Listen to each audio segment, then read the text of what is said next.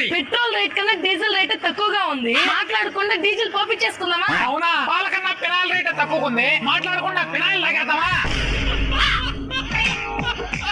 వచ్చినారా ఈ దారం మీకోసమే చెప్పించాను. ఈ దారం కానీ కట్టుకుంటూ చేయాలి పోచాలి ఏమిడికి. ఓయమ్మో, నా పిల్లలు లేకుండా ఒక్కరోజు కూడా బతకలేదమ్మో.